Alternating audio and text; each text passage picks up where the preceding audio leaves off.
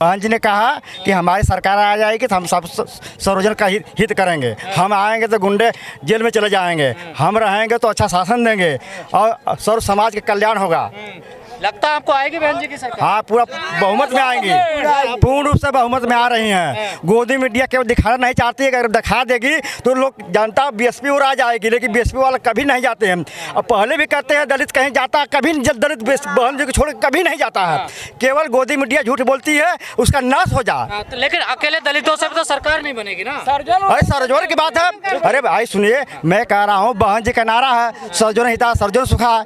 बहन जी सबको टिकट दी है, परसेंटेज के हिसाब से दी हैं, सभी लोग को दी हैं, इसलिए दी हैं कि सबका साथ सबका माने विश्वास रहेगा और सबको देंगे तो सबसे माने सब लोग जीतेंगे। अब बहुमत का बहन जी का जो अनुसूचित दलित का जो वोट है 22% से 25%, कहीं कहीं 30% है, वो मिलेगा। अगर 15-20% सबका मिल जा रहा तो बहुत ज़्यादा हो रहा है। लेकिन ये नहीं दिखा रही है। सर समाज को टिकट 2012 में भी दिए थे, 2017 में भी दिए थे, तब क्या हुआ? हाँ, बहुत सही सवाल पूछे हैं आप, इसलिए देखे हैं कि बहन जी इतना अच्छा काम कर दी थी।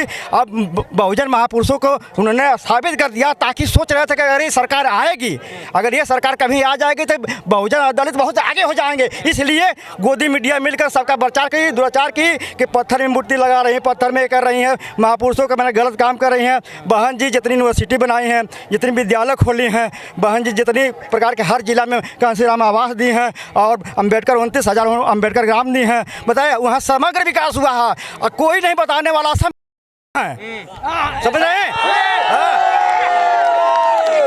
मैं ये कहता हूँ सर्वे करके दिखा दें, सर्वे करके दिखा दें कभी शिक्षा। कोई गोदी मीडिया कहता है इस रैली के बारे में, जहाँ जहाँ बहन जी की रैली हुई है वहाँ कोई गोदी मीडिया नहीं दिखाता है कितनी भीड़ है। हाँ, उनके पार्टी में कहीं अधिकारी कर्मचारी सबको बुलवा के लाते हैं, कहते हैं इसी जगह हुई थी रेल यूनिवर्सिटी की, वहाँ कोई नहीं उनका भाषा सुना। आपने कहा बहन जी ने बहुत काम किया, हर कोई मानता, शासन अच्छा रहा, उन्होंने रोजगार भी दिया, सब दिया, पर आपको लगता है यूपी में काम पे वोट मिलता है?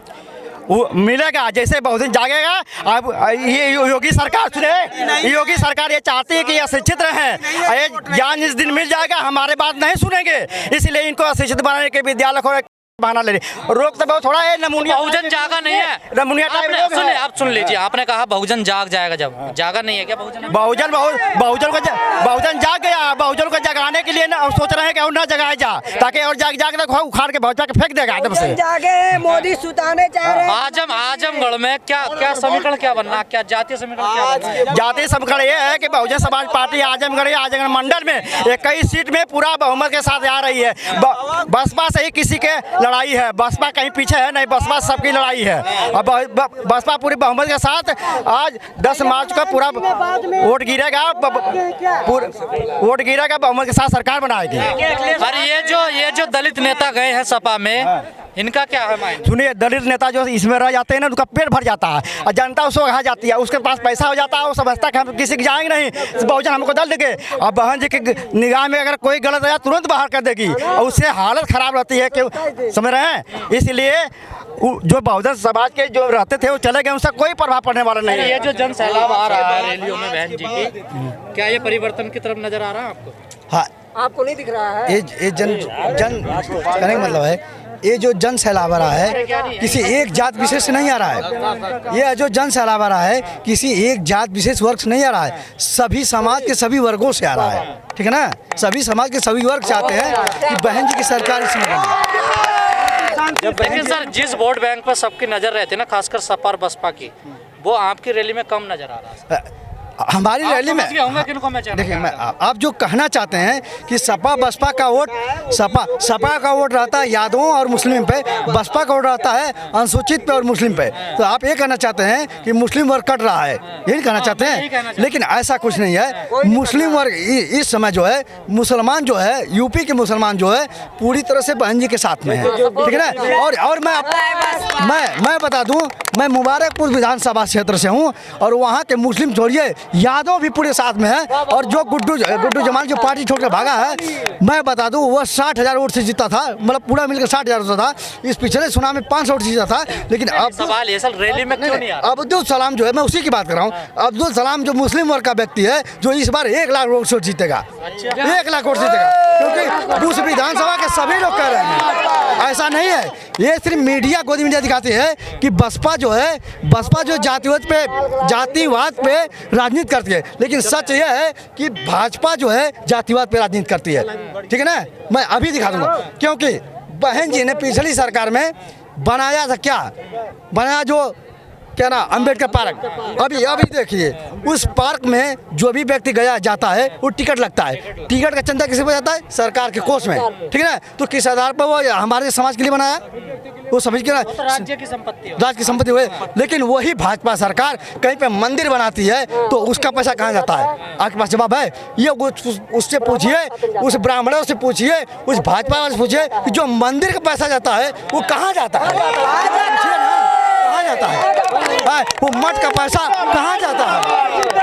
कहाँ जाता है? जो जग होता है उसका पैसा कहाँ जाता है? पर चढ़ाने वाले तो आप ही लोग हैं ना, आप पूछो। देखिए हम लोग क्यों चढ़ाएं? हम लोग नहीं चढ़ाते हैं, क्यों? सुनिए, जो चढ़ाने वाले हैं, जो चढ़ाने वाले, सच्चाई आपने कहा, आज इस बात को फैलाइए कि चढ़ाने वाले जो है वो जनता से, वो उन लोगों से पूछे ये पैसा कहाँ जाता है, और आप दिखाइए इस न्यूज़ को, जो पैसा ले रहे हैं वो कहाँ ले रहे हैं। लेकिन सवाल तो बहुत जायज है आपका।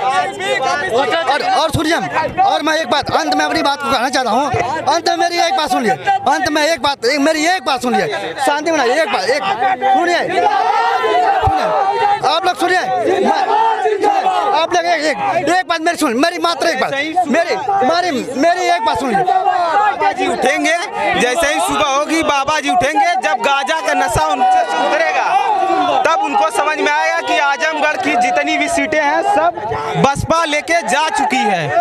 हाँ, जब बाबा जी नशे से उतरेंगे बाहर कल सुबह, तब उनको पता चलेगा कि जितनी भी आजमगढ़ की सीटें हैं सब बसपा लेके जा चुकी है। मेरी एक बात, बाबा के माई और दादा अपने खेत को बर्बाद कर रहे हैं। बाबा के माई और दादा पूरे किसानों के खेत को बर्बाद कर रहे हैं। किसानों में रोब है कि उनको भाजपा को हटाना है और देश को बचाना है, बहन जी को लाना है और खुशहाली मनाना है। मेरी एक बात, इस बार इतना वोट पड़ जाएगा कि मशीन को इतनी फाड़ के वोट पड़ जाएगा कि मशीन में दम नहीं है कि मशीन एकदम हिट हो जाएगी। मेरी एक बात सुनिए, मैं एक बात कहना चाहता, आप सबके एक बात, सिर्फ एक बात